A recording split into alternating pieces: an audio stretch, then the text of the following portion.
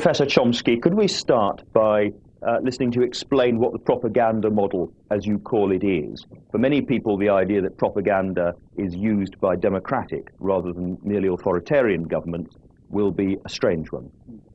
Well, the term propaganda fell into disfavor around the Second World War, but in the 1920s and the 1930s, it was commonly used and, in fact, advocated, not by leading intellectuals, by the founders of modern political science, by Wilsonian progressives, and, of course, by the public relations industry, as a necessary technique to overcome the danger of democracy. The institutional structure of the media is quite straightforward. We're talking about the United States, but it's not very different elsewhere. There are sectors, but the agenda-setting media, the ones that sort of set the framework for everyone else, like the New York Times and the Washington Post and so on, these are major corporations, parts of even bigger conglomerates. Like other corporate institutions, they have a product and a market. Their market is advertisers, that is, other businesses. Their product is relatively privileged audiences, more or less. So they're selling audiences to They're selling privileged audience. These are big corporations selling privileged audiences to other corporations. Now the question is, what picture of the world would a rational person expect to come out of this structure? Then we draw some conclusions about what you'd expect, and then we check, and yes, that's the picture of the world that comes out. And is this anything more than the idea that basically the press is relatively right-wing, with some exceptions, because it's owned by big business, which is a truism, is well known? Well, I would call the press relatively liberal. Here I agree with the right-wing critics. So especially the New York Times and the Washington Post, which are called, without a trace of irony, the New York Times is called the establishment left in, say, major foreign policy journals. And that's correct, but what's not recognized is that the role of the liberal intellectual establishment is to set very sharp bounds on how far you can go. This far and no further. Give me some examples of that. Well, let's take, say, the Vietnam War. Probably the leading critic, and in fact one of the leading dissident intellectuals in the mainstream, is Anthony Lewis of the New York Times, who did finally come around to opposing the Vietnam War about 1969, about a year and a half after corporate America had more or less ordered Washington to call it off. And his picture from then on is that the war, as he put it, began with blundering efforts to do good, but it ended up by 1969 being a disaster and costing us too much. So what would the non-propaganda model have told Americans about the Vietnam War at the same time? Same thing that the mainstream press was telling them about Afghanistan. The United States first of all, in the 1950s, it set up a standard Latin American-style terror state, which had massacred tens of thousands of people, but was unable to control a local uprising, and everyone knows, at least every specialist knows that's what it was. And when Kennedy came in 1961, they had to make a decision because the government was collapsing under local attack, so the U.S. just invaded the country. In 1961, the U.S. Air Force started bombing South Vietnamese civilians, authorized napalm, crop destruction. Then in 1965, February 1965, the next major escalation took place against South Vietnam, not against North Vietnam. That was a sideshow. That's what an honest press would be saying, but you can't find a trace of it. Now, if the press is a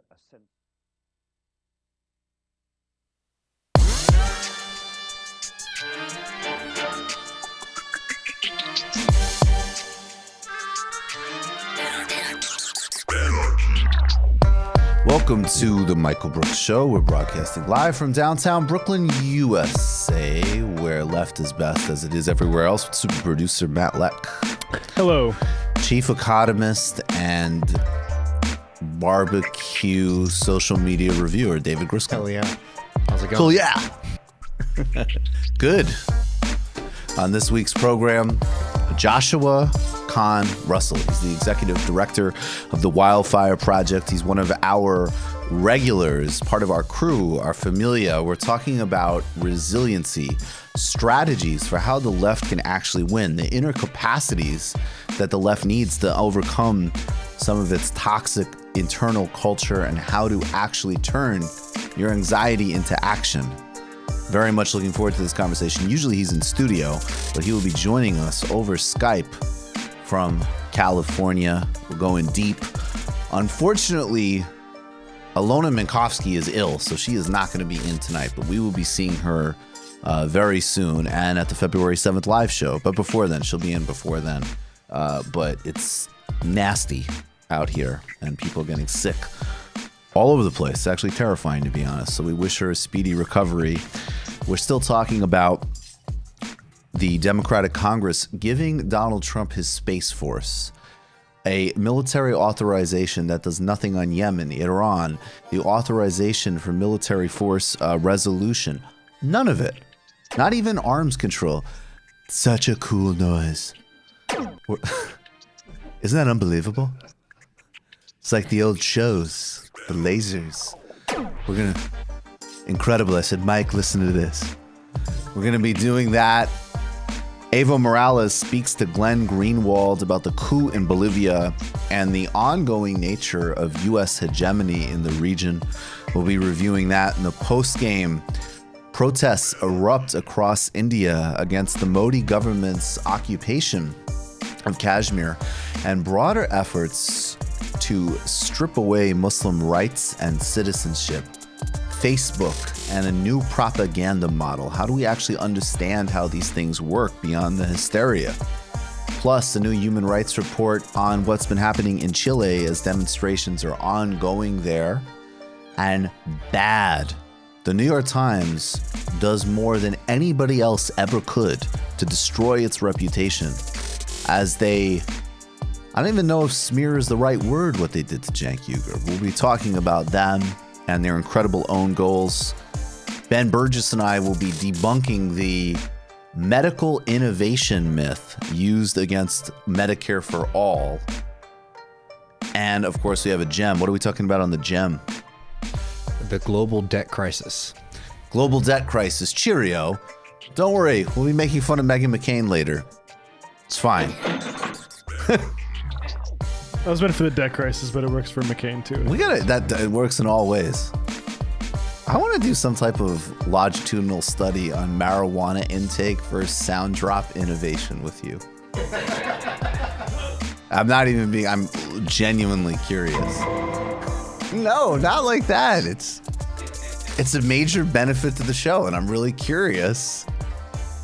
Some days you are extremely loose with it. Other days you almost make me like Sam. I'm over here like, Matt, sound drop. And you're like checking your phone. And then other days you're doing a whole other Fred Norris style parallel story for the entire show with the sound drops. Did a hell of a job of your job. That's what I say to these guys every night. And I sound exactly like that after the show. All right.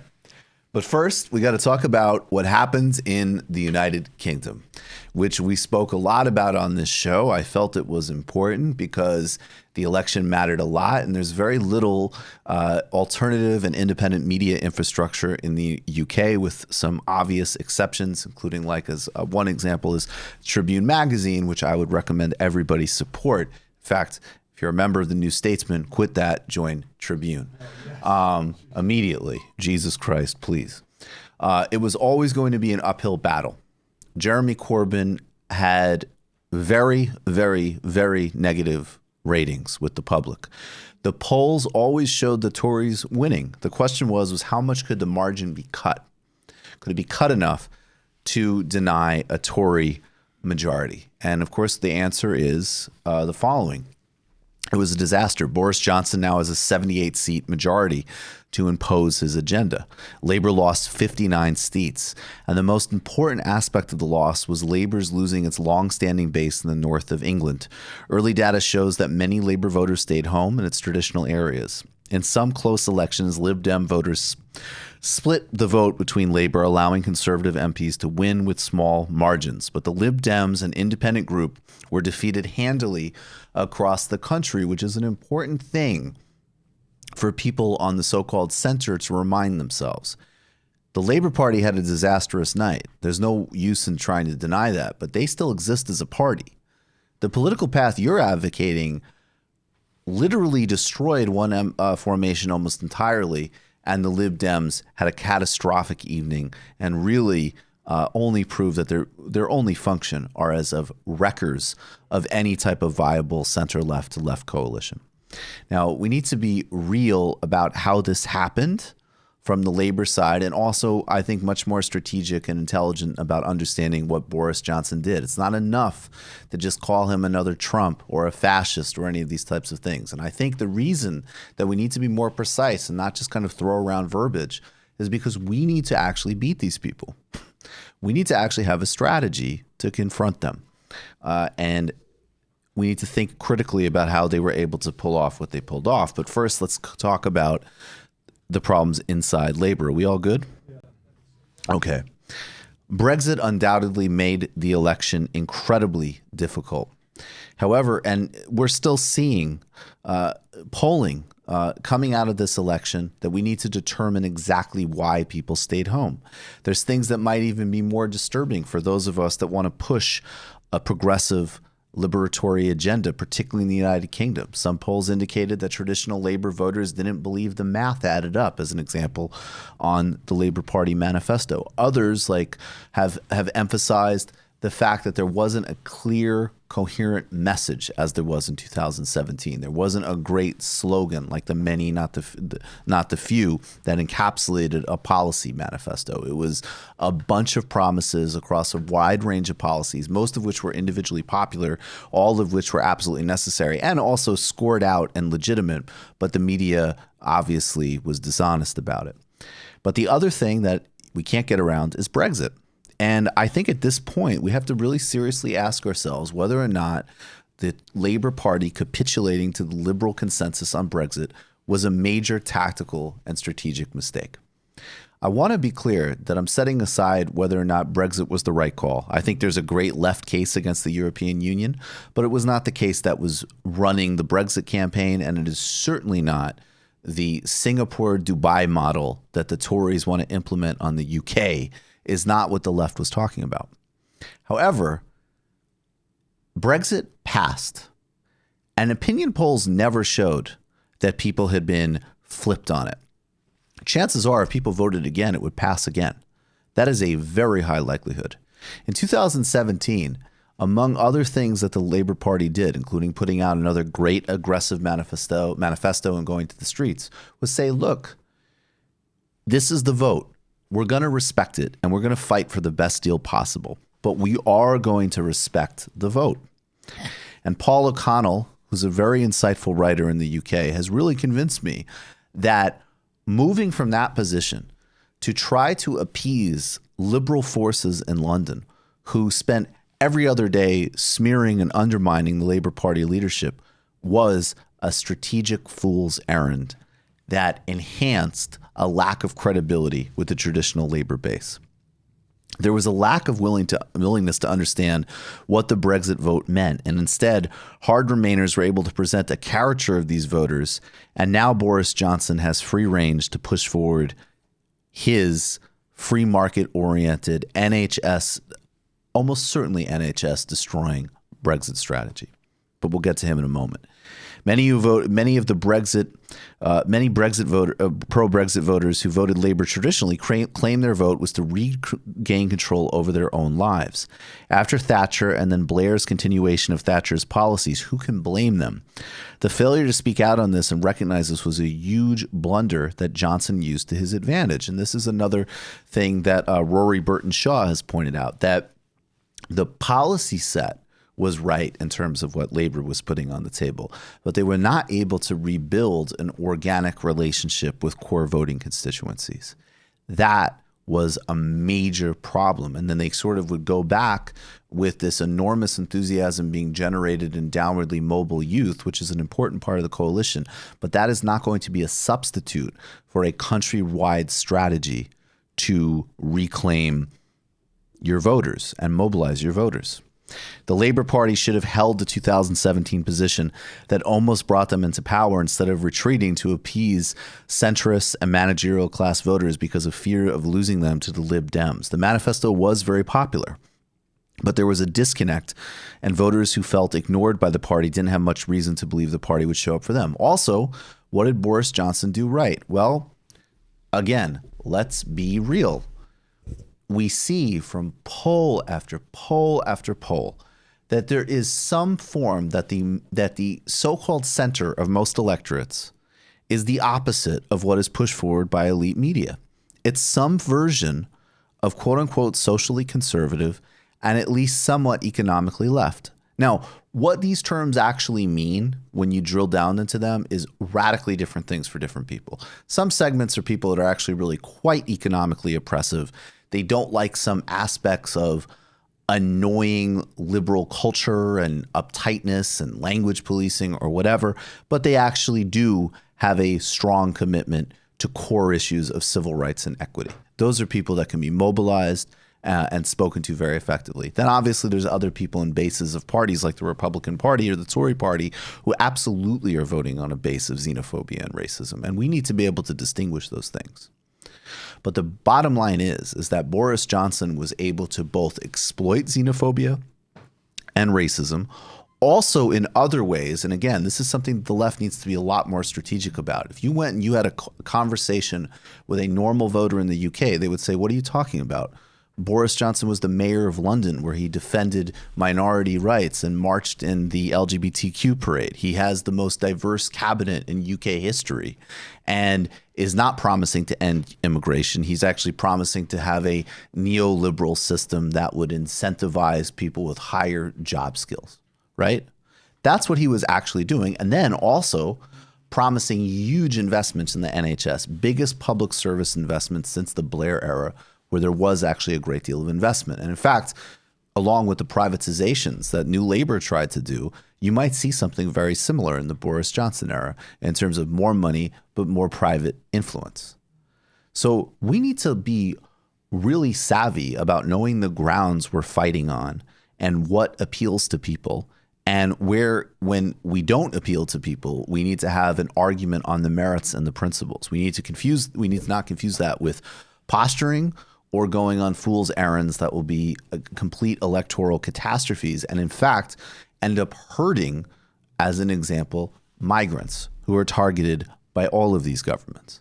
We need to be very strategic and serious about this. And I think one step, particularly with Boris Johnson and that government, is understanding the game they played, because it was a sinister and extremely savvy game, way more savvy than Trump. Way more savvy than Trump. If there was a Boris Johnson approach to Republican Party politics in the United States, it could govern for decades. We need to figure out how to beat it. Now, fortunately, in the United States, we have actually some very different dynamics at play, and this is something that you're going to need to use to push back against all of the people in the Democratic Party establishment and elite who are lying about and distorting this result. Bernie Sanders and Jeremy Corbyn are similar in the sense that they're two noble figures who are better people than a vast majority of people in politics. And they actually care about human beings, okay? And they have some actual principles and commitments. So there are similarities there. We don't want to get away from them, and I also don't want to get away from actually, in fact, honoring the many incredibly noble and important things that Corbyn has done as leader of the Labour Party. And he should not quit immediately either, in fact, because the last thing we want is just simply a Blairite takeover. But let's be real. Johnson led Corbyn in every single poll leading up to the election. Personal popularity showed Corbyn polling at negative 40% in some polls. Bernie Sanders is generally popular with Americans, including 44% favorability ratings and 75% among Democrats. This was recently released as well. And again, politics is polarized as it is today. 44 is a high number, believe it or not. We are defining ourselves against years of disappointment by the Democratic Party in the U.S. We're not reclaiming space, we're creating it. This gives Bernie much more space to move, and he's thought of as an outsider who's trying to change politics and promote a new brand of politics. There will be similarities in terms of facing a uniformly hostile oligarchy in media that will be relentlessly biased against Bernie, and you're already actually seeing the attempt to do the anti-Semitism thing against the possibly first Jewish president of the United States, which is an incredible piece of jujitsu and would be funny if it wasn't so disgusting, but watch out for it. And you can't give these people an inch on anything across the board. If you're going to endorse Cenk, keep the endorsement and defend Linda Sarsour. Because any of these moves, any of these capitulations is weakness that will just be exploited for further gain.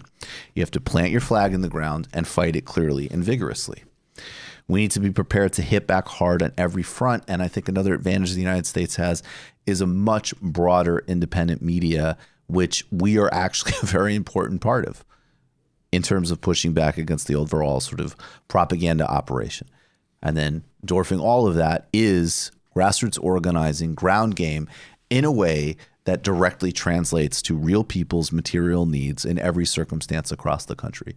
If you are knocking in Iowa or Brooklyn or Alabama or New Jersey, people are going to be asking about housing, healthcare, and other issues like that.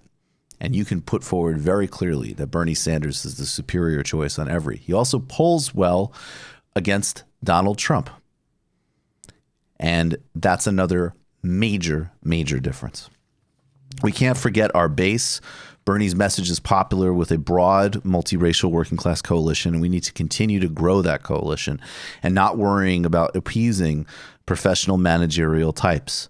And again, for people who get touchy about this, yes, we're all part of that. If you're listening to this, you might very well be part of that class, but there is an ethos and there is a certain set of political neurosis that can't be appeased.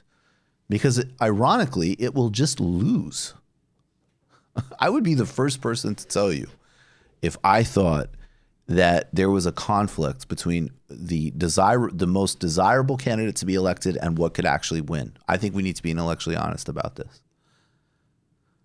I think in the United States, we're in an interesting position where the best candidate on the merits is actually either the first or second best candidate to take on and defeat Donald Trump. So you see a lot of people who discourse this pragmatism going out of their way to back candidates that I am legitimately petrified would be destroyed by Donald Trump. And I say this as somebody who takes beating Donald Trump incredibly seriously. And I will not be playing about, oh no, another 4 years of having fucking Nazis at the Homeland Security Department or wherever else is actually good for us. It's not. And it's not good for the most vulnerable people either. But we need to be real with actual reality in order to confront it and change it. And that's what we can learn from the UK moving forward in all of our political endeavors. Do you guys have anything you want to add to that? Yeah, I actually would really like to, say that people like Grace Blakely and Paul O'Connell have been fighting an uphill battle for the past couple of years, and they've been really unfairly attacked by a lot of people. And just ultimate solidarity for them for pointing out something that they thought was true turned out to be true. Yeah, absolutely. I think that should be acknowledged. You're right. But the thing is, we can still learn from that message. Like, Brexit was something that the Labour Party and the left in general sort of did not take advantage of, trying to fill that space of what that meant. And they allowed the right wing to do it, and they allowed the centrists also to characterize it as something, rather than as something that could be a potential opportunity, because it's going to happen now, right? So it's they need to prepare, and there needs to be a plan for how we're going to deal with that reality. But I would just like to add one important thing about the working class, because we're going to be hearing that, there's so many people talking about what is the working class in the UK? And that's going to be the big question going forward. People on our side, first of all, people, the centrists, the center left, they take those people for granted constantly. And we're seeing that revolt happening across the globe. People on our side, too, have a very difficult time recognizing that the fact that the working class is a very important category of socialism, but it also is not a ready-made political category. It's filled with lots of different contradictions, lots of different movements, lots of different opinions. So when we're seeing that there's a conflict within working class movements, for example, some people in certain parts of the UK, wanting to remain and others wanting to leave, we shouldn't say, oh, well, these people are voting against their interests. We should rather say, why is the interest of this group this? How can we deal with that? And, what's the way to go forward? Instead of just trying to talk down to people and say something like, oh, well, you don't know what's best for you, I do. That's not a way to build a coalition. It's also not a very Marxist or theoretical way to look at the world. The world is riddled with contradictions, and the duty of our political position is actually to be able to work through those contradictions, not just expect the world to be some kind of ready-made instrument that we're going to be able to pick up for the mantle of socialism. Yeah, I think you're 100% right. And I think disaggregating between when you have to accept that a broader part of a coalition disagrees with you is one thing, is separate from trying to impose a small set of cultural manners and preferences, which is not even politics, on a whole block of people is another thing and innately a problem, is a totally different thing from, all right, we're 1 in 99, but this might be a matter of principle that we have to just stand on and fight whatever may. Those three things are conflated in left politics constantly in a disastrous and delusional way. Those are really different things. So Brexit passed. What's a left strategy for Brexit, even if you think it's the wrong call, is the thoughtful, strategic, and non-arrogant way of approaching it. And distinguish, and then the other two categories. And then there's like, oh, but I'm going to force the people in the Middle England to have my habits, my beliefs, my social attitudes. No, and then that is totally different than if there's a broad coalescing on certain just simply inhumane and vicious migration policies, we will fight them, even if that is unpopular. And those are three different lanes. And you need to know what lane you're fighting on and talking about, and not confuse those two things of power politics, where you win some and lose some, cultural values and attitudes that are just yours. They're not there for, nobody should be colonizing other people with that. Everybody should actually be a lot more free and a lot more open and a lot more, I hate to use the word, libertarian, frankly, in a way. And then the third point, when you have to, battle on the merits. Those are three different things. I really want to underline that. Yeah, and I just wanted to hit really quickly and say, another group that we have to hit too are like the idiotic position that the solution out of this is some kind of merging of like right-wing social conservatism and like racism with economic politics, like the blue labor people, that kind of movement. That is not like what we're talking about either. It's not what we're talking about. That's definitely not what we're talking about. Although I will say I'm very wary now when I see, so I read enough of the blue labor thing to know that that's not what we're talking about. But I also know that any single person, including like a Mark Blythe, who says a lot of people identify on some level with the nation state, that's going to get back into the objectively true, and you got to deal with the category. Because I'm not going to spend the next 50 years while the world is run by these people going, you just really need to give that. I mean, I'm sorry, it's just not reality. It's not what it is. You have to cultivate internationalism, but you also have to deal with a lot of things that, people might find meaningful, and you have to figure out a positive mechanism for them, because we're not going to skip over that. I don't see it. And I'm serious about actually winning. You have to build that consciousness too, not just expect it from people. And then your consciousness will also be built by those interactions. Absolutely. And then maybe you might actually build a more nuanced perspective on what these things are as well, if it's an actual dialectic relationship. All right, let's do a few more things, then we will get to Joshua Kahn Russell. We're running very late, but this is important stuff. We're going to do the pitch first, because we have a new website, and I'm really excited about this. I want to thank Adam Hadut for helping put this together. I want to thank David Alexander for being a really super great guy and photographer. Everybody check out his work. Yeah, shout out David. Yeah, shout out David. Thank you so much for coming in here and working with us. We might be doing some more stuff. Go to the menu, Matt. So scroll down first. Let's give them the whole tour of the site before we go to the menu. So these are tees. These are union made. You can order them. There is because these are on pre-sale, and we're going to ship them out sometime in January. There is a pre-sale code that you can use to get the 10% off. And I'm totally missing it. I believe it's pre-sale 10 is the one, but I'm going to double check it. Then there's become a member. That's an amazing photo. That's Lula in the 80s in Brazil. That will take you to our Patreon page. Then there are descriptions of our most recent shows as well. And then if you scroll back up, you can go to the menu, and there's a section on the upcoming book. As an example, that will be filled in. We've got our blurbs there if you want to read who the book has been blurbed by, and we'll be having graphics up there soon as well.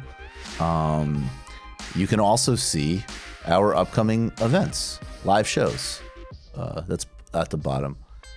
And then you can click on that and go get your tickets to February 7th at the Bell House, where we will be live with Pretty Bad Lefty, Brandon Sutton, Alona Minkowski, Ben Burgess, Harvey K, and Matt Binder, who they have still not put on the website.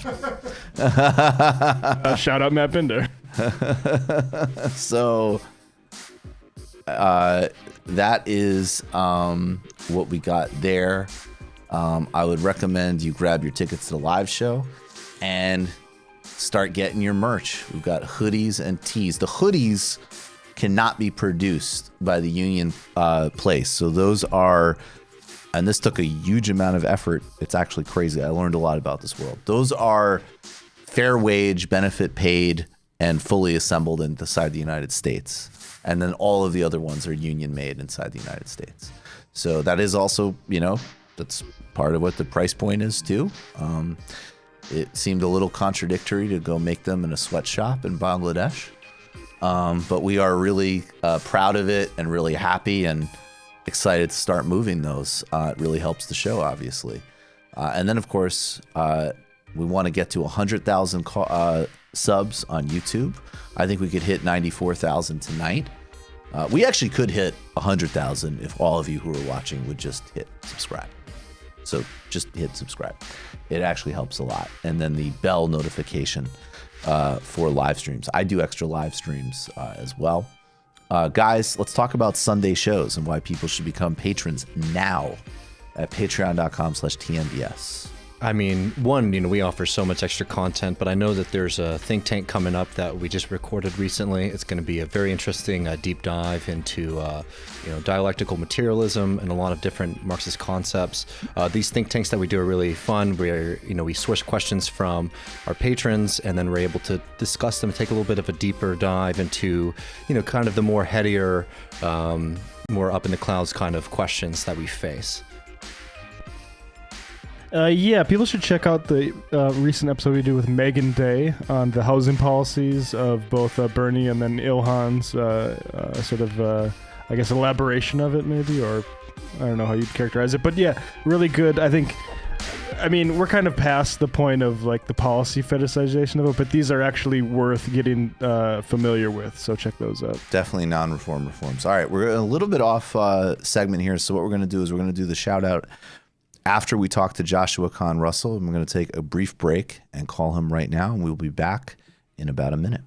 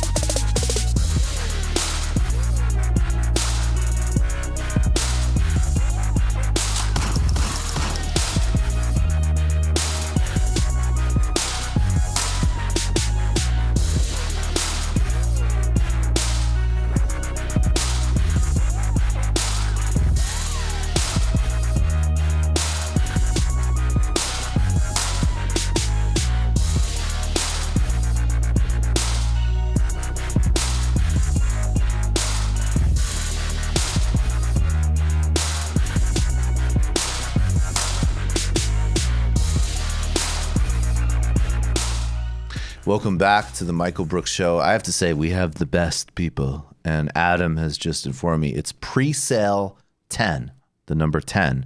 Put that in on all of your purchases and get 10% off before we start shipping in January. I'm honored and privileged now to introduce our good friend and mentor and paisan, Joshua Kahn Russell. He's the executive director of the Wildfire Project. Joshua, thanks so much for calling in. By the way, on video. This is the first time we've ever done this for the main show. Is everything working? Woo! Joshua, thank you for being here. Hey, y'all. So grateful to be here. So, Joshua, I noticed maybe more than you'd expect. And I think in some ways it's very cool because it means that there is this kind of nice internationalist ethos. But this UK election hit people really hard. And I think it hit people hard because it's a terrible result and, you know, a party that was actually putting forward some really good policies and there was real, like, integrity about them in terms of their commitments, you know, got trashed. And there's the obvious reason. I think the deeper reason, and this is just me pontificating, is that we're all processing kind of multiple crises constantly.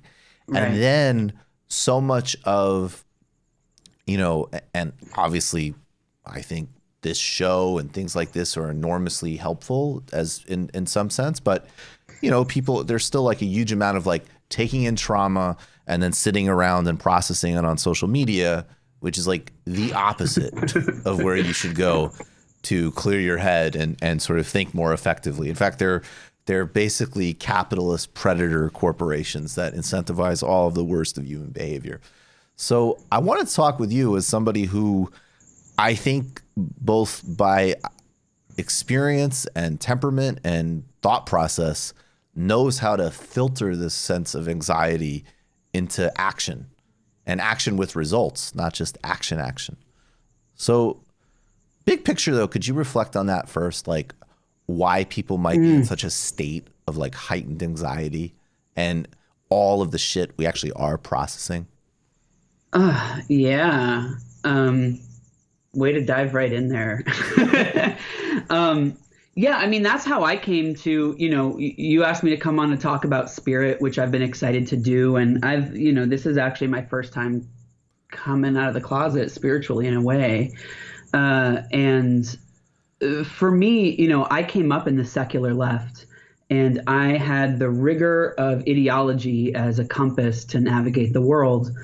And particularly coming up in the climate justice movement and being kind of having my head in the realities of the science, the realities that we live in we're living in the 6th great extinction in our planet, that all the systems that support life on this planet are in free fall or collapse. I had to find a way to handle taking in the constant bad news without shutting down and without moving into kind of the liberal individualist self-care paradigm either.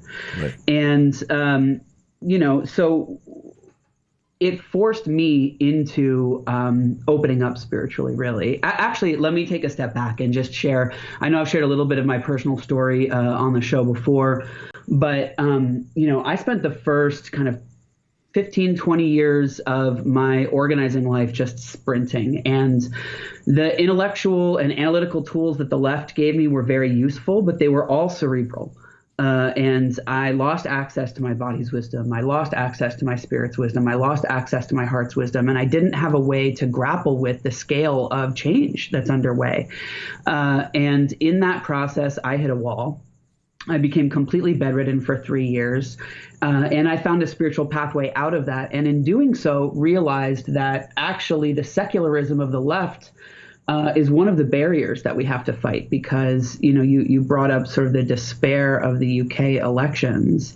One of the things that engaging spirit has taught me is that faith is actually the opposite of fear, and that all revolutionaries have to be grounded in a tremendous amount of faith. And we can talk more about that, but just to kind of set the table, the organization that I work with now, the Wildfire Project, we have a very pragmatic approach to trying to assess what are the internal barriers within the culture of the left that are holding us back from winning power. What are the patterns that we're stuck in? And we came out of that assessment with a list of kind of 6 different elements. Can we? I want to get to that in 1 minute, but before I do, let me help all of our secular materialist friends that are watching and listening and just getting like totally freaked out by all the words you're throwing around. What is a way that, first of all, what do some of those things actually practically mean? And without watering it down, I'm into highlighting a really wide range of beliefs about this stuff because I think it's actually really important and worthwhile, obviously. But I also know that you're not talking about kind of like insipid New Ageism. And I also know that you're not talking about something that if somebody chooses to process it in a materialized or secular way that they can't. So I just want you to kind of spell that out a little bit more, and then we're going to go into a very practical process that you use in Wildfire. Yeah. So the practices that we build with the social movements that we serve are all grounded. We learn from spiritual traditions, but none of these are theistic. You don't need to believe in God to be, for example, grounded in gratitude. I'll just start off with gratitude, right? Which is that on the left, we are often trained, I was certainly trained, to see things in a binary as good or bad, liberatory or oppressive, right or wrong, to do all this value signaling to demonstrate that you're on the righteous side of things, etc. And as a result, we build a cerebral lens where our brains that are wired for pattern recognition are taught to deconstruct everything and see what's wrong with everything. And then we take that neurological architecture to our internal organizations. And our organizations suffer from chronic internal critique that doesn't go anywhere, that's not solution oriented and not visionary, because we train our brains to see what's wrong rather than paying attention to and feeding what's going well.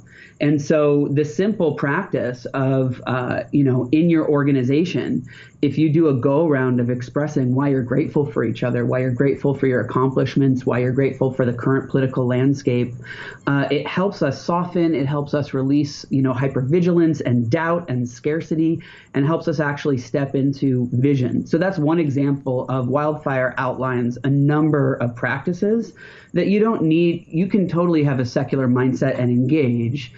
It just so happens that there's a depth of insight that comes out of spiritual traditions on these kinds of topics. Definitely. I mean, that's something, and I think actually, for all of my fun with trolling, I have a very secular worldview.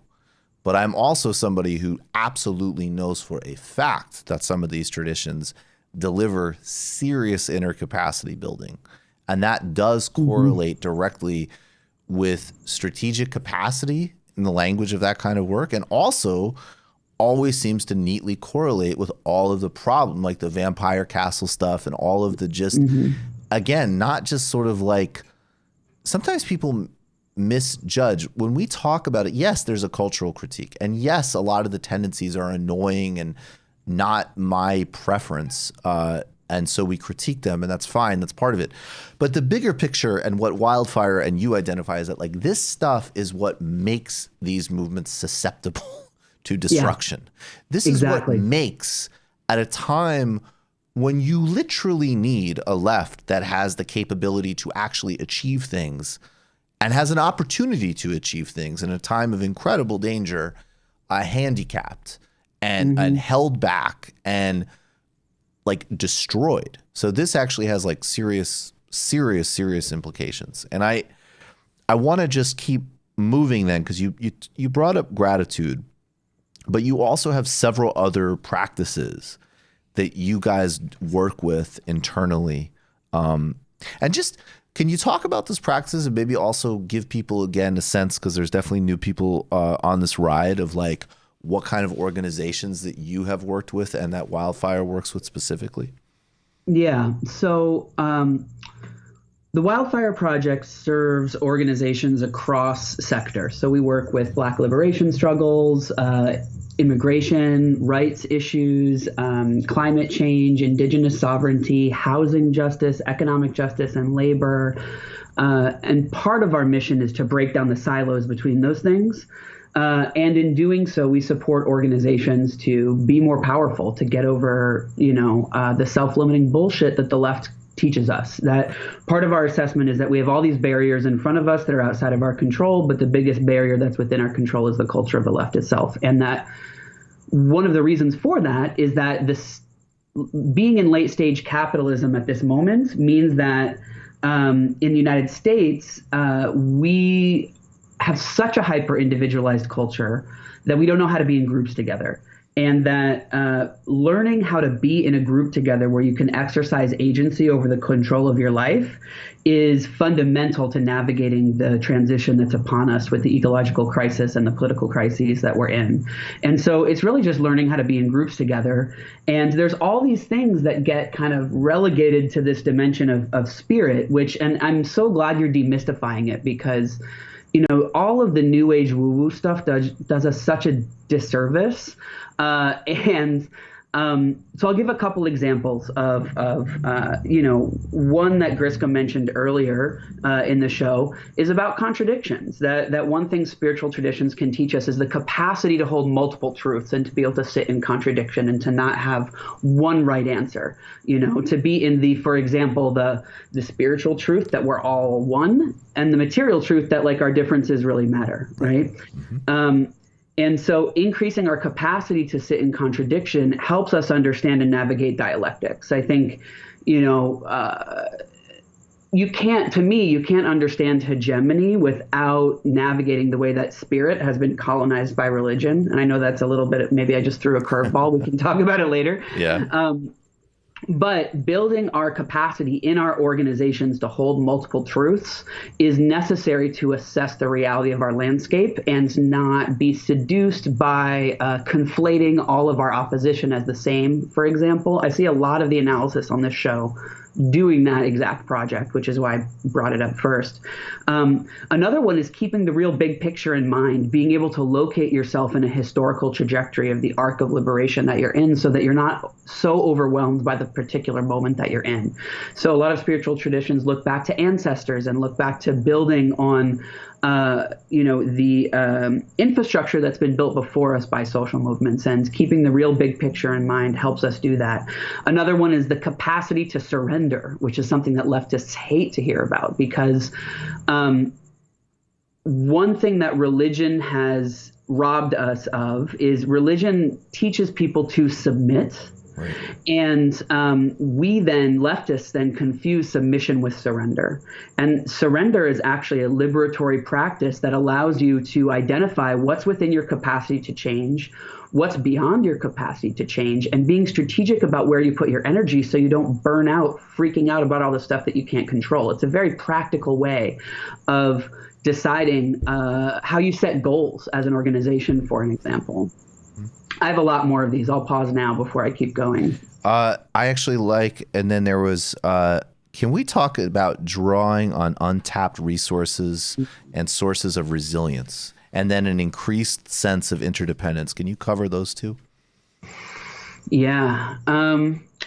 So, both of those, I guess the first thing I would say is that everyone that I know who's engaged in political struggle, we're all trying to figure out how to be in community in the context of late stage capitalism. We're all alienated from our context. And one of the things that... Sorry, actually, really quick. I'm really sorry.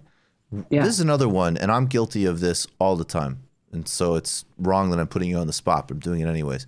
What does late stage capitalism mean to you? This is another one of these terms that we throw around a lot. What does it mean to you?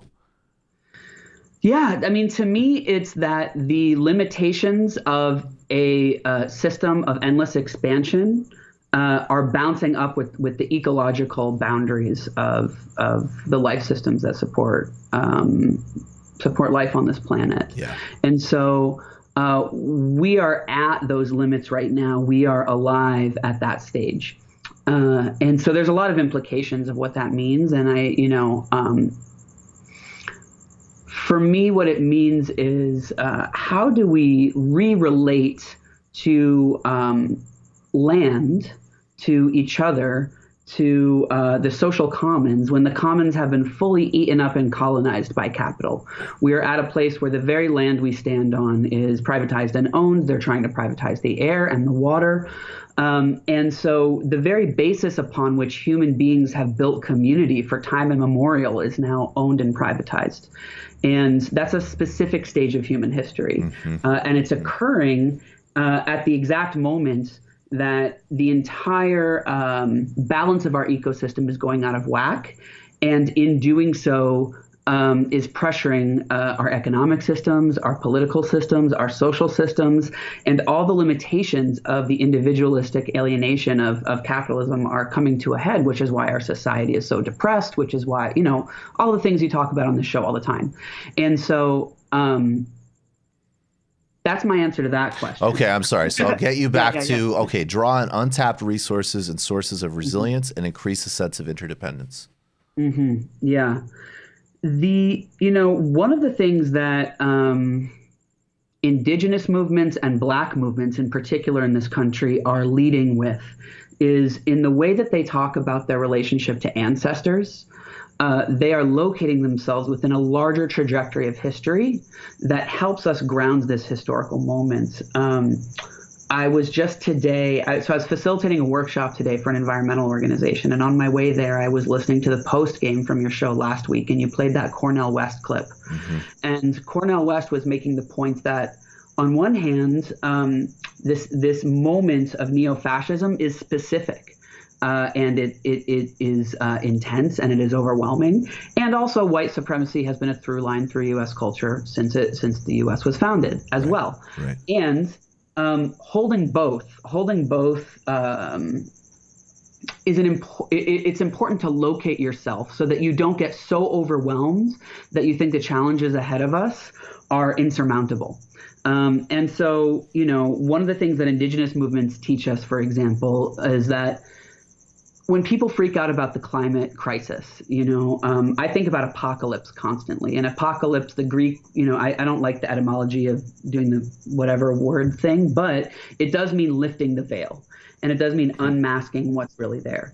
And different movements have emerged through different apocalypses through human history. And there are movements that are grounded in having overcome apocalypse in the past. The genocide of 95% of Native people on this continent was an apocalypse, and there are people who lived through it who have insights about what that means. And when we're in a moment of civilizational transition and collapse, where there's an expanding circle of apocalypse, where the transition that we're in is more and more undeniable for more and more people. It reaches higher into the circles of privilege, and that there's a way we can locate ourselves within that, and that what Native movements are telling the rest of us is learning how to be in community, learning how to be in interdependence is the way forward. I was in a talk the other day where there were some Native elders on this panel, and people were asking, what's the thing that we can do to be resilient through climate change? What's the one? And the question was sort of rooted in policy. And the answer that was given was, well, it's to know your neighbors. It's to build neighborhood associations. It's so that when the power goes out, you know how to meet each other's needs. It's so when the hurricane hits, you know how to meet each other's needs. It's so that when food prices spike or skyrocket, you know how to meet each other's needs. And there's communities all throughout the U.S., whether that's New Orleans after Hurricane Katrina, who have constantly experienced this. So part of what I think this work is demystifying the nature of apocalypse, to not think of the situation we're in as entirely, it's not that unique in human history in one way. And in another way, it's totally unique. That's another contradiction we have to hold. And I think what's really interesting to me about that, actually, and this brings up these other kind of contradictions that I'm trying to actually explore, because so on one hand, and a major part of the ethos of this show is we are in a global world both by objective reality and by aspiration. We are internationalists, and there's synchronized struggles. They're not the same. I love Zizek's distinction about you have the local and the particular, and then you find the universal through that versus imposing a universal. But of course there's universal subjectivity. Of course there's shared bounds of an experience, and there is literal political interdependency. I mean, ecology is the most obvious example, but across every area, all of these struggles matter and are connected, and that's also a beautiful fruition of a socialist vision, frankly. Yeah. And then at the same time, there is a deep, deep yearning right now for community, for connection, and sense of finding oneself in space. And this is this Bruno Latour book that I've been referencing a lot, where he talks about coming back down to earth, where literally like globalization is an imaginal project. It's a fantasy life that is incompatible with like the literal ecological base upon which we all live. And then the magical thinking about technology saving us from those limits gets more and more intense. And not to say technology won't play a role, but it's not going to save us. Like there isn't going to just be like, oh, we figured out how to upload ourselves onto the cloud and now pollution doesn't matter. Like that's not going to happen. And so what I'm trying to say though, but then there's like that other tendency of like, okay, but then of course we see this rise of nationalism and xenophobia and intense cruelty and discrimination and the resurgence of that. And so we object to that and fight against that correctly and in every regard. But then we cannot just throw away the fact that that might be a really perverse and delusional, because it's also just a fantasy. Like all of these authoritarian projects are still globalizers and extreme capital practitioners at the end of the day. But that human beings are seeking, like the healthy version of that is to actually know who your neighbor is and realize that you can't have a completely mediated life simply through technology. And then you would actually start to construct some type of dialectic between being a local, national, and global citizen. That I feel like that's what you're pointing to with this. Yeah, absolutely. And you know, what's underneath what I think you're saying is that the left needs to have an answer to people's alienation, and Right. Human beings yearn for connection, and capitalism has robbed us of our connection to each other, of our relationship to land, and Wildfire focuses on really practical ways that organizations can build into their culture things like song, things like ritual, things like being connected to the land that you're gathering on. And these things are not, you don't need to believe in any particular deity or God to participate in that kind of stuff. And that our basic proposition is that if the left gives away that stuff to the right, mm-hmm. and in this moment when so many people are yearning for meaning, connection, belonging, interdependence, something to make sense of the fact that the entire, here's another way of thinking about it. Radicalization happens when you live an experience that's so different than how you've been taught to see the world, that it forces you to change your entire operating story of how you understand the things around you just in order to make meaning of your life. And is the left offering people an answer to that? And, I think there's a generative agnosticism that the left can embrace, which is that, and this is honestly what psychedelics teach people. And I'll come out of my closet as a practitioner, an advocate of psychedelic medicines. And oh my God. Medicine. I had no idea. Can you believe it? And one of the things they teach us is like, no, none of us really have any idea of what's going on. and that I think what they've taught me is that some of the greatest leaps in the evolution of the human species happen when a particular social order bumps up against pressures that force us to give way into leaping into the unknown. And I believe that we're at one of those moments. Given the overlapping crises that we're in right now, people are so hungry to be rooted in something. And the whether it's eco-fascism or whether it's neoliberalism and the large spectrum of political positions between those things, from the center to the right, there are a lot of answers to those. There's a lot of meaning making happening. And unless the left learns how to do that, we are not going to answer the yearning that the human species is calling for when everything is constantly changing around us. And unless we can learn how to adapt and be humble, I think that's the other thing that these plant medicines, that these spiritual traditions teach us is to be humble. Yeah. In the last couple of minutes, can you give us your version of a grounded reason of why people should actually feel some optimism? Yeah. Or no?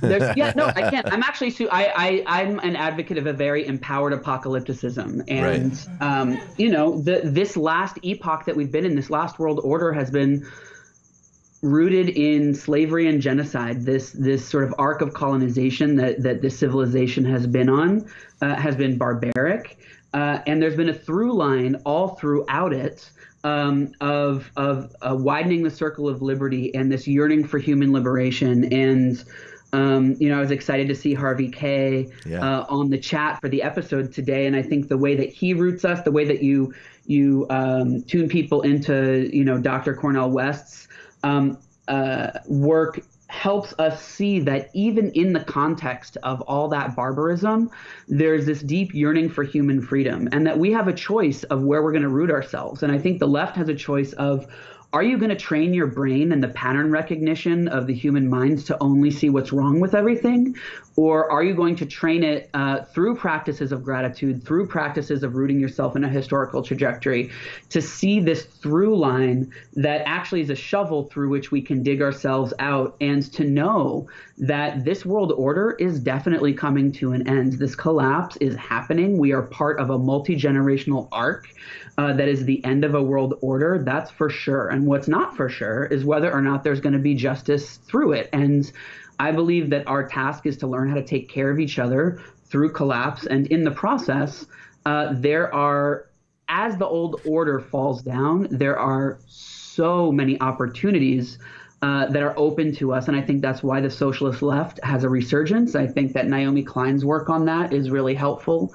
And it's given us, it's the biggest opening for socialism that certainly we've had in our lifetime. There's no question about that. Joshua Kahn Russell, I really appreciate you, man. I appreciate you as a friend. I appreciate you as a thinker, as a leader. Wildfire Projects do really important work. And Joshua, it's awesome that we get to work with you on TMBS. I really appreciate your time, man. Love you, homie. Love the complexity that this show grapples with, and love the fact that we can talk about spirit from a materialist perspective. And if I can just give a quick pitch, since it's the end of the year and some people might want to donate to support movement building. If you go to Empowered Apocalypticism, go. Exactly. We don't have time to fuck around. No, we don't. Or to screw around. Sorry to curse on the. No, it's all right. It's late enough in the show. We don't have the luxury of cynicism. I feel like Obama when I say that. We don't have the luxury of cynicism. All right, Wildfire Project, go. The nonprofit industrial complex doesn't fund movement building very well. And we sustain ourselves based on grassroots donations. And if you can go to wildfireproject.org/donate, you can see from our website all of the movements that we serve. We support cutting edge frontline organizations in a variety of different sectors. And now is such a good time to become a sustainer of our work and be in tune with it. We'd love to share more with you. And you can join our list on our website. Thanks. You can do it. Do it. It feels good. And it's incredibly important work. You talk about rent strikes in Minnesota. You're talking about labor organizing across the country. You're talking about the rights of migrants that actually go back to the original wars that are the preset of Trumpism. So this stuff is incredibly important. Joshua, thank you so much. Appreciate you. Appreciate you, man. Thank you. Seriously, check it out. It's an awesome project, and Joshua's work is super important. It's a good first live video interview. Yeah, well done, guys. We pulled off the tech as a little treat for the audience, especially if you're hitting us with super chats. Let me do an impression of. Let me pretend that didn't go well. I can't see him. Where is he on the screen? So empowered apocalypse, what does that mean? God damn it! If I do ayahuasca, will the tech work? Probably. If I do magic mushrooms, will there not be a problem on the feedback? I'm getting too much feedback. Will psilocybin help me with that? I always wonder, actually, because there are definitely people at this point who watch and listen to this show that are not familiar with the Majority Report. I always wonder where they're like, why are you doing a aggressive Jerky Boys voice in the middle of I feel this like, very august content? I feel like we've cultivated an audience that is willing to roll with things. Yeah, they're really, yeah. Like, oh, this is a bit that I'll have to, figure out over the course of 3 weeks. That is definitely a transmission that I've got from Sam, which is like the most insulated layer comedy making ever. It's like, no, this was a joke that happened 5 years ago that we were actually doing off mic, and then you heard a third of it on mic, and then it's been repurposed for a clip that we actually didn't play that I'm doing on another show. But you'll get it. We Right Wing Mandela is based on something Rick Santorum said on CNN on a CNN hit. Like 6 years, 7 years ago. Actually, it's based on two things. There's that, and then there was Chris Matthews. There was a period. Chris Matthews was begging Obama for months for an interview. He's just like, "Why won't he come on my show? Barack Obama, please come on my show. Barack Obama, please. I have so many questions I want to ask Barack Obama."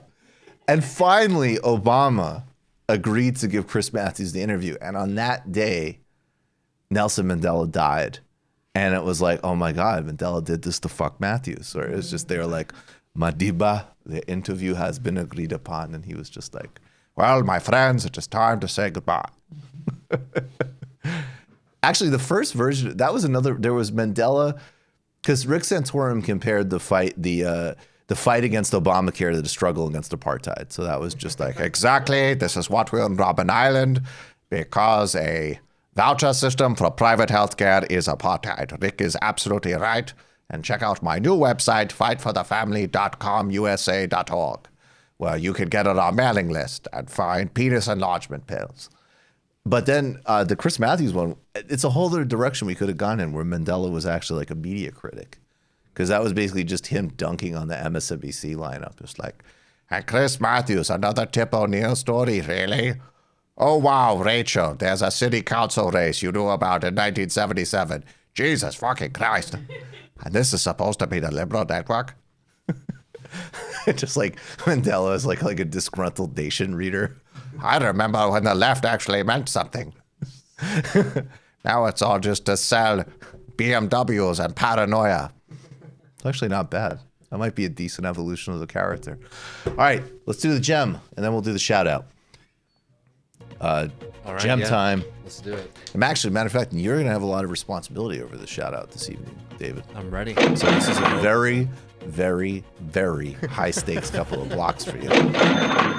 Oh, it's a big deal, frankly. Well, this is a big deal. Well, yes. We're sort of hitting the end of the year, and I just wanted to hit something that came across my desk recently, which is that global debt just hit a record of $255 trillion in 2019, which is very exceptional. Just setting records everywhere. Everywhere. Just for reference, in 1999, it was 83.9 trillion. And in 2009, it was 186.6 trillion. So again, this is, the combination of private non-financial sector debt, government debt, and finance, right? I have a whole list of accomplishments that the group behind me have done in terms of this administration and this Congress, but you've heard it before. Pretty much. All over the place. Records all over the place, and that will continue. But you have heard it before, because this is something that we've been building since the financial crisis, which is basically, we decided we have this massive financial crisis, and the idea was just to make money really cheap and to try to pump money into the economy. So our economy right now is fueled by debt, and that economy originally was run by finance, which got us into the crisis in the first place. So this certainly, especially like a finance-based economy, certainly inflates certain assets. That's a big part of why housing's so expensive, because if banks are able to basically lend very cheaply to everybody, then you go and bid, and then someone else gets a higher bid, and it just naturally pushes the price up of all those assets dramatically. So while we're also seeing this massive amount of debt, and for households in the financial world, we're also seeing a massive increase in public sector debt. Now, of course, not all debt is the same, and the public sector can arguably use this debt to create use values, actually like directly creating things that we use, and that's something that can be very positive. But we should also remember that debt is a way to enforce control, as we've seen within the European Union and with the IMF, to be able to force countries to implement certain models. It also can allow, especially for smaller nations that take a lot of private debt, it's a way to impose capital strikes on these countries. Now, the reason this is important is because the fundamental crisis of capitalism has never been solved. It's just been constantly moved around. We talked last week about the inflation crisis under Volcker, and the movement toward a more finance-driven capitalism in the United States and the UK. This is just another way of moving around this crisis. We see what happens. We have stagnant wages, and we just have increased credit. The student loan debt is ridiculous, $1.5 trillion. And let's also remember that people of color are really burdened by this, and they're most likely to default. Also, business debt is growing exponentially. U.S. business debt exceeded that of households for the first time since 1991.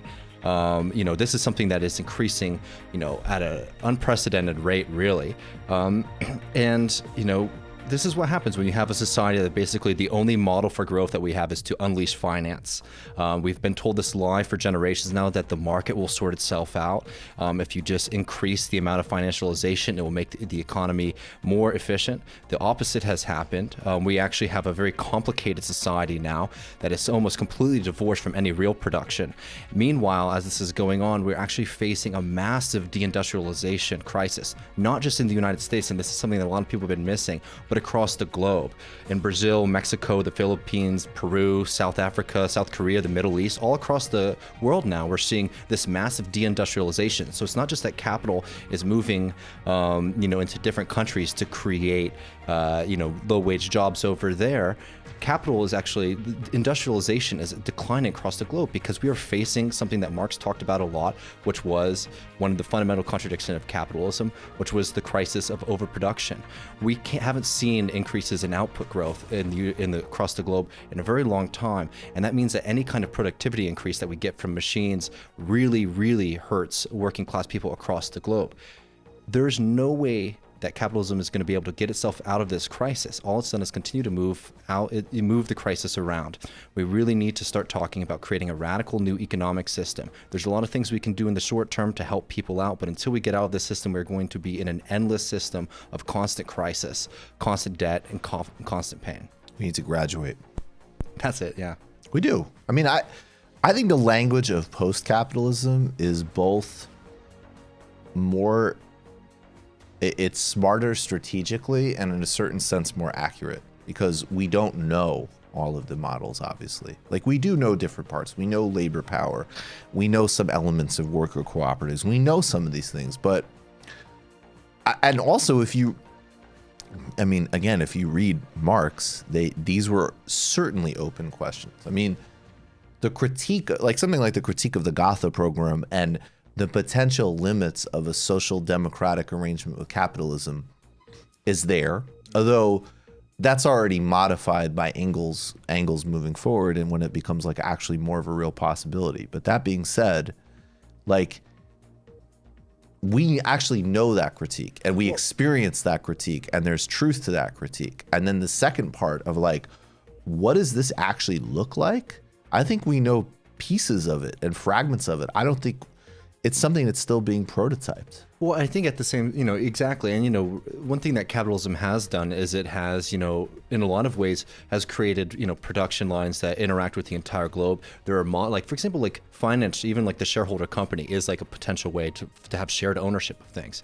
And I think it's really important too that we continue to hit on the fact that, the crisis we're seeing right now is actually a crisis of overabundance. Right. And that's what gives us the model. Now, there's a lot of things that we're going to need to do, right? Because we can't live in a consumer society if we want to survive on this planet anymore. We cannot continue, strip mining the earth, right?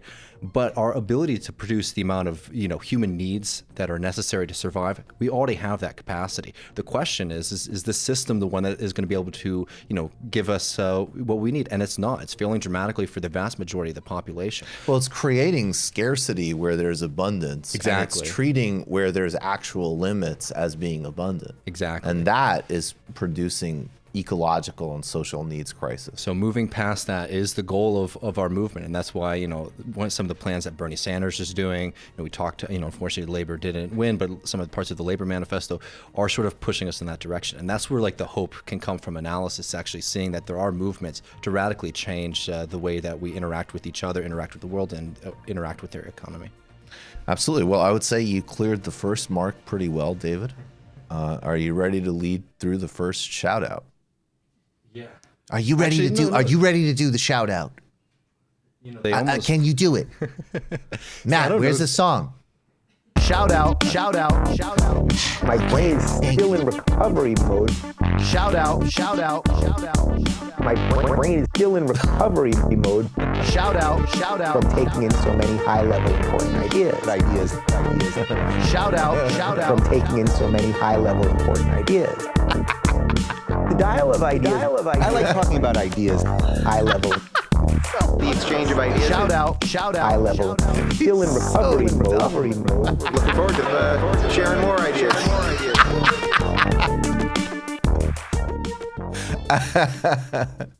David, what do we got, man? Yeah, well, also, shout out to Joshua who let me know about this very exciting action. The great Joshua Kahn.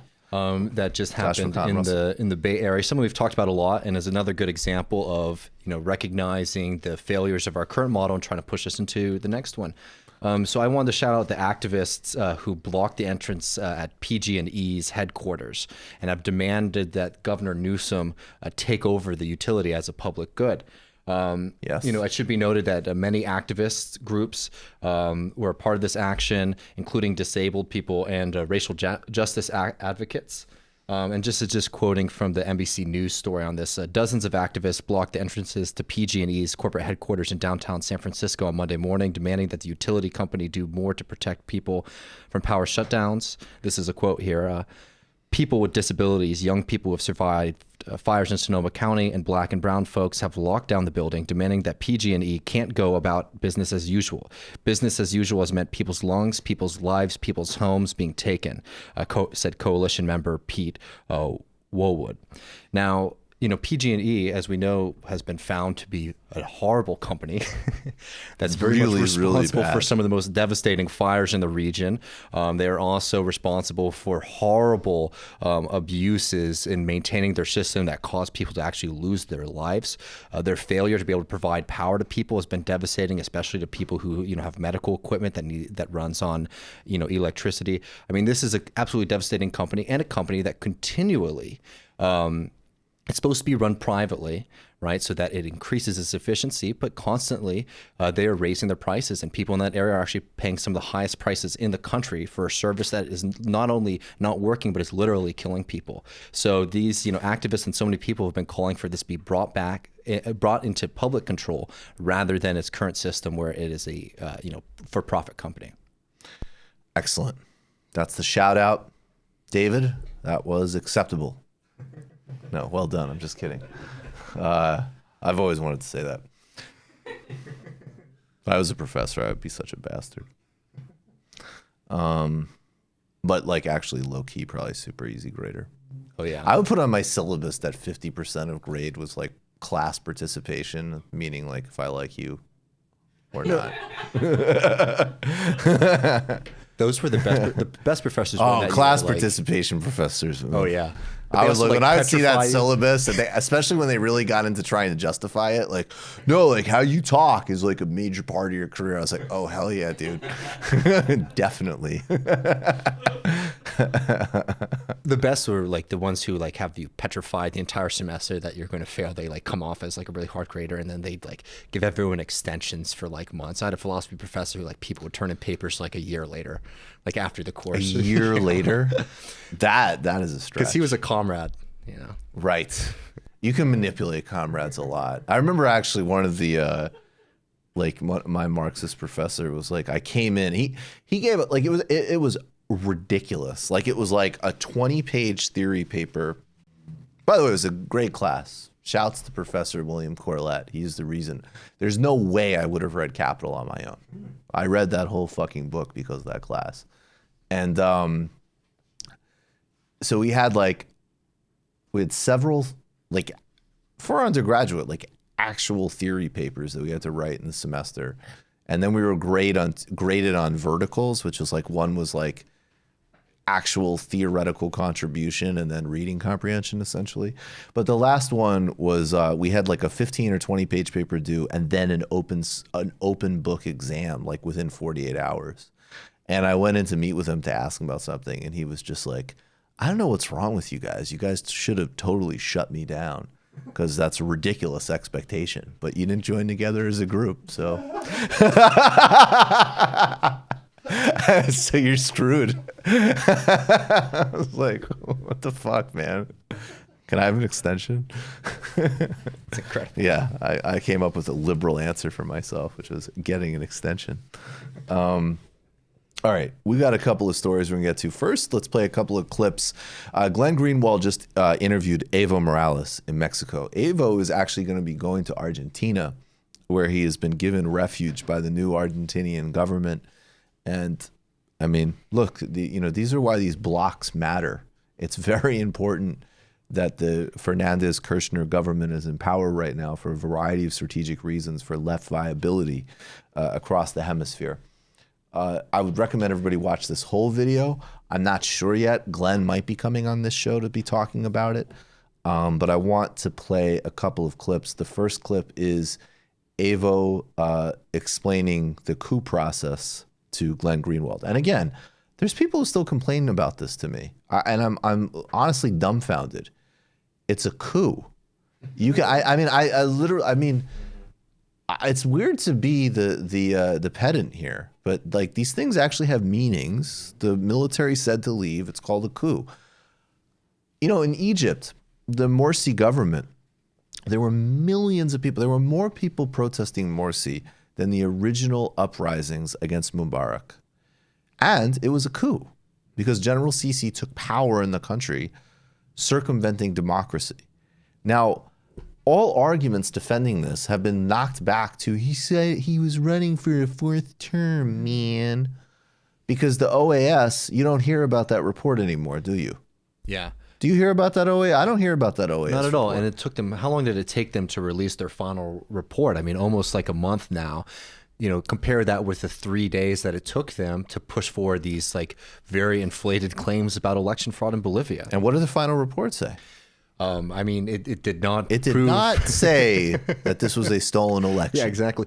Think about that for a second too. With almost a state apparatus now in Bolivia that's completely, wanting you to make this accusation for them, and giving them everything that they need to make that conclusion if they had the ability to do it. So we have an election where Evo Morales wins a fourth term. There's no credible allegations otherwise. I'm sure there's irregularities, although frankly, when you hear irregularities, you either need to enlarge, like there's irregularities in the United States. In fact, there's mass voter suppression in the United States. So, and that's a problem everywhere. But when you get to a point where you were saying literally, this is a reversal of a voting outcome, that has never been credibly argued in Bolivia by anybody. Then you get to fourth, he's running for a fourth term. Well, okay, the one example is there isn't a big meltdown about Angela Merkel, who's been in office longer than Evo Morales, right? And then the other one is, I'm not impressed by term limits arguments. If you can go out and win, you win.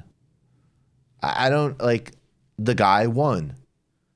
And the only critiques, as always in these situations, that come from Evo Morales that are valid are people on the left who don't support this.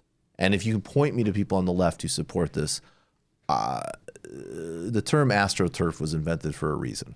I'm talking about people on the actual left connected to social movements who might have had a critique. They did not want him to be deposed, have the military ask him to leave. And I guess apparently when you are asked, it does not make it a coup because it's polite.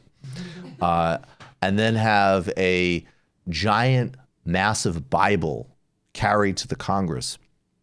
The empowerment and you'll hear about one of them, of far-right religious squads across the country terrorizing the base of Evo's party. There's been mass killings, empowerment of military and police. That is a coup. You can have a critique, you can have a conversation, but you can't dodge reality. This is Evo Morales talking with Glenn Greenwald about how that coup took place. First of all, President Morales, thank you very much for taking the time to speak with us today. Ever since November 10th, there have been numerous reports that the Bolivian military suggested that you resign the presidency and leave the country.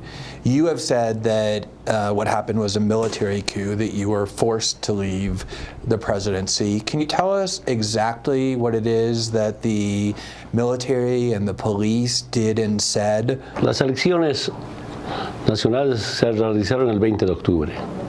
Al día siguiente, 21, el partido perdedor Carlos de Mesa pidió a sus militantes a movilizarse, convocó a movilizarse para rechazar los resultados de las elecciones nacionales, sobre pretexto de fraude. Y en la noche del 21 de octubre empezaron a quemarse tribunales electorales departamentales. En toda Bolivia, en 5 departamentos quemaron durante la semana. Ahí empieza el golpe de Estado porque la Policía Nacional no da garantías, seguridad a tribunales electorales departamentales, pero también las actas de sufragio de las elecciones del 20 de octubre. Pasaron la semana, desde Santa Cruz, Comité Cívico Cruceño a la cabeza de Camacho, piden renuncia, movilizaciones, paros. Resistimos hasta el día 8 de noviembre. 8 de noviembre, primero la policía se amotina y se suma al golpe de Estado. Sin embargo, no podemos quedar indiferentes ante nuestra sociedad. El día 10 en la madrugada, la OEA también se suma al golpe de Estado. Finalmente, el día 10, las Fuerzas Armadas dicen que renuncie. Sin policía, sin Fuerzas Armadas, la derecha movilizada, no hay ninguna seguridad. Por tanto, para evitar más derramamiento de sangre, renunciamos con el compañero Álvaro García Linera. Hermanas y hermanos. So that's what happened. Basically, he explained how essentially paramilitary forces were mobilized in wealthier, more kind of Spanish-identifying regions of the country, would be my understanding.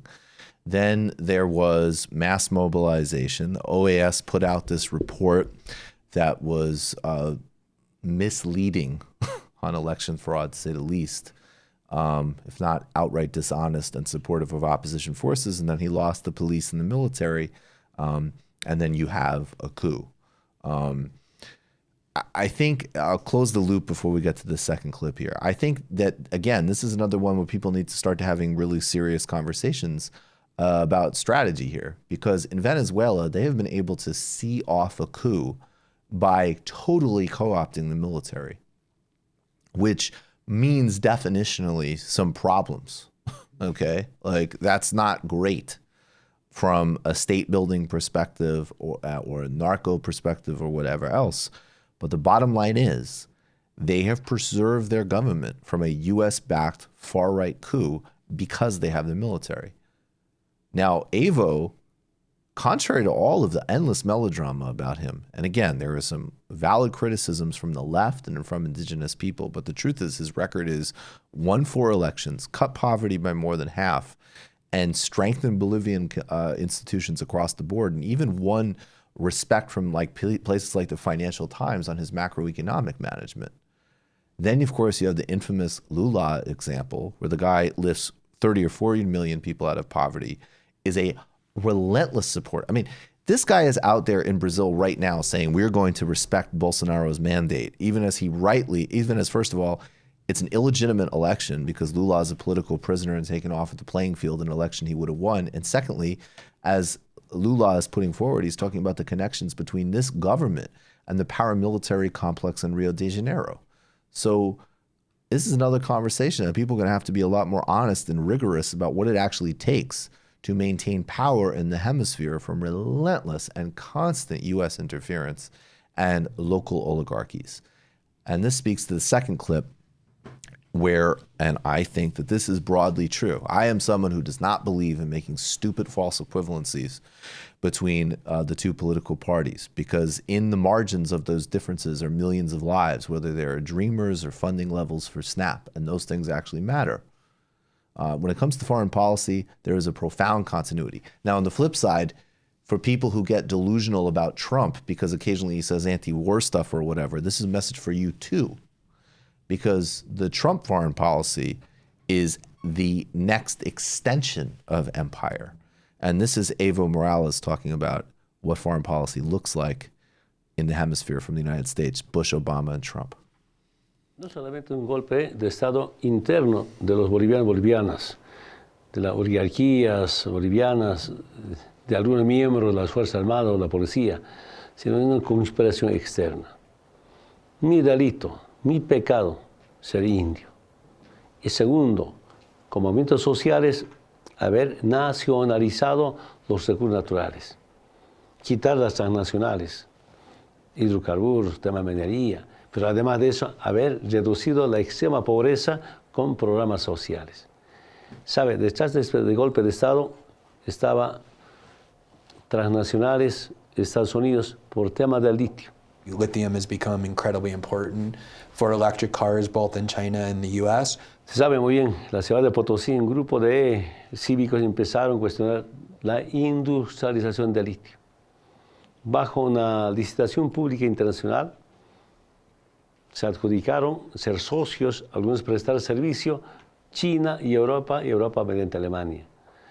Ya empezamos la industrialización, ya estamos exportando cloruro de potasio. El próximo año tenemos que inaugurar carbonato de litio que produzca 350.000 toneladas al año. Tenemos plantas pilotos. De este proyecto energético, que es futuro del mundo, que esté fuera de Estados Unidos. Entonces yo sigo convencido, este es un golpe de Estado al litio, pasando un golpe de Estado a Evo y a todas las políticas económicas.